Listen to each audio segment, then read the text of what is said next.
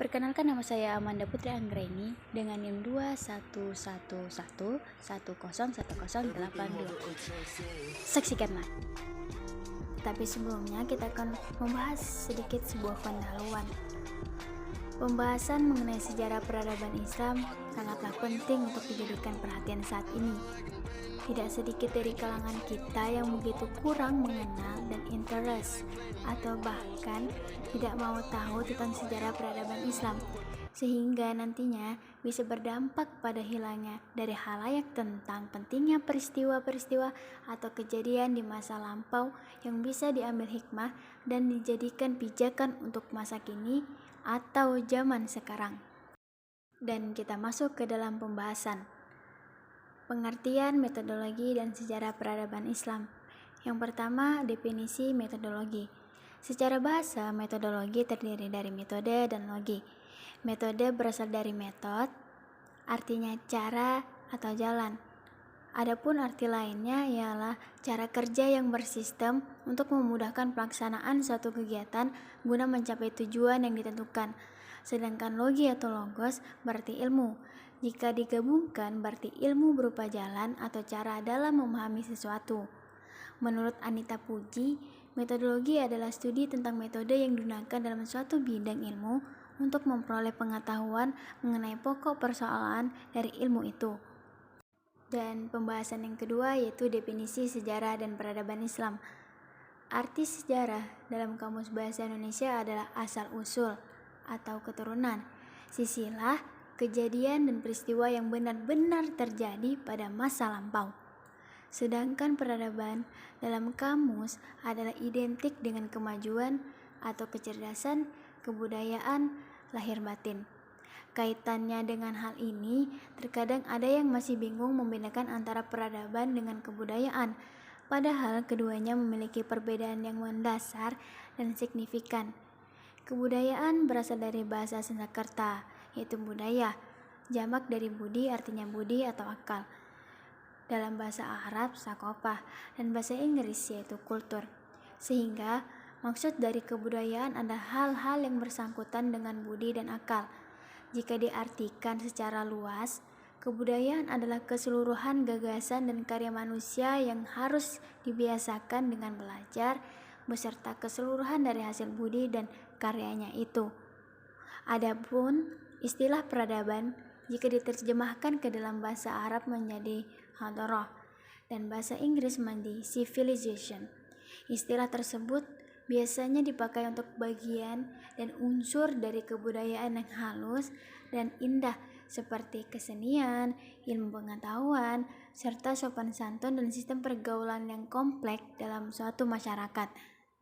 Sering juga istilah peradaban dipakai untuk menyebut suatu kebudayaan yang mempunyai sistem teknologi, seni bangunan, seni rupa, sistem kenegaraan, dan ilmu pengetahuan yang maju serta berkembang.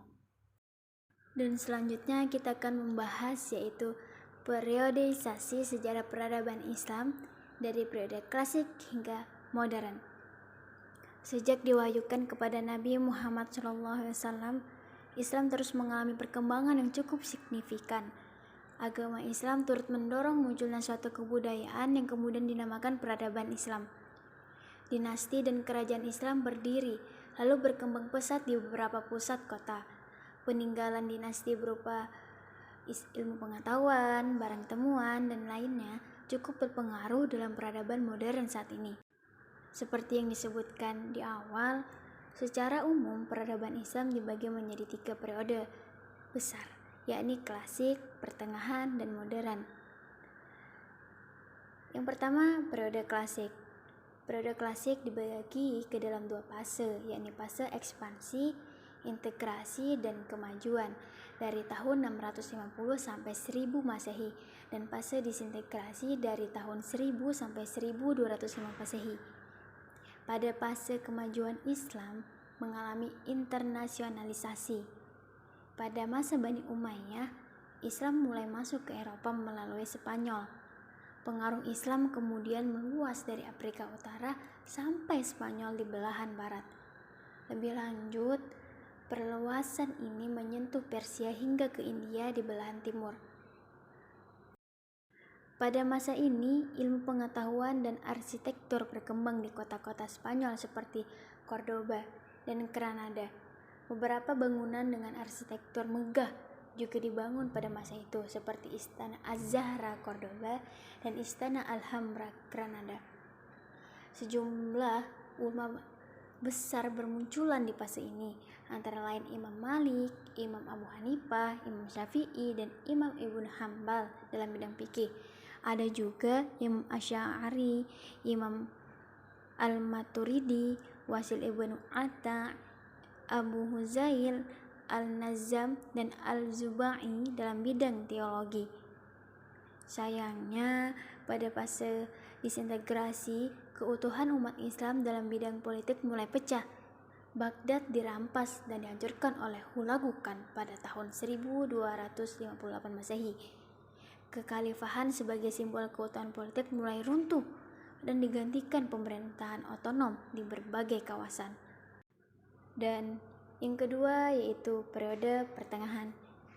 Sama halnya dengan periode klasik, peradaban Islam pada periode pertengahan juga dibagi dalam dua fase, yaitu fase kemunduran dan fase tiga kerajaan besar. Pada fase kemunduran, yaitu pada tahun 1250 sampai 1500 Masehi, desentralisasi dan disintegrasi meningkat. Di fase ini, dunia Islam terbagi dua, bagian Arab yang berpusat di Mesir terdiri dari Arabia, Irak, Suriah, Palestina, Mesir, dan Afrika Utara. Sementara bagian Persia yang berpusat di Iran terdiri dari Balkan, Asia Kecil, Persia, dan Asia Tengah. Pada fase tiga kerajaan besar, yaitu di tahun 1500 sampai 1700 Masehi, perhatian terhadap ilmu pengetahuan sangat kurang. Hasilnya, umat Islam semakin mundur saat tiga kerajaan besar mendapat banyak tekanan. Kekuatan militer dan politik pun mulai menurun. Kerajaan Safawi dihancurkan oleh serangan-serangan bangsa Afgan, kerajaan Mughal diserang raja-raja India, serta kerajaan Utsmani terpukul di Eropa. Sementara Mesir dikalahkan Prancis atau Napoleon Bonaparte. Dan yang terakhir yaitu periode modern. Periode modern yaitu dari tahun 1800 sampai sekarang merupakan zaman kebangkitan umat Islam yang mulai sadar bahwa di barat telah timbul peradaban baru yang lebih tinggi. Raja-raja dan para pemuka Islam mulai memikirkan bagaimana meningkatkan mutu dan kekuatan umat Islam kembali. Kebangkitan umat Islam ini dibagi lagi menjadi dua periode, yakni kebangkitan awal pada tahun 1800 sampai 1967 dan kebangkitan kedua yaitu dari tahun 1967 sampai sekarang. Pada periode kebangkitan awal muncul kesadaran yaitu pentingnya pembaruan dalam Islam baik secara politik, militer, sosial, dan budaya. Sementara itu, pada kebangkitan kedua, kekalahan Arab oleh Israel pada tahun 1967 menjadi titik yang menggugah umat. Kemudian berkembanglah pemikiran-pemikiran filosofis dan metodologis dalam rangka pembaruan Islam di era kontemporer. Baik, itu saja yang dapat saya sampaikan. Mohon maaf kepada dosen pengampu kita Bapak Muadin karena dalam pembuatan video ini tidak secara semaksimal mungkin. Sekian dari saya. Wassalamualaikum warahmatullahi wabarakatuh.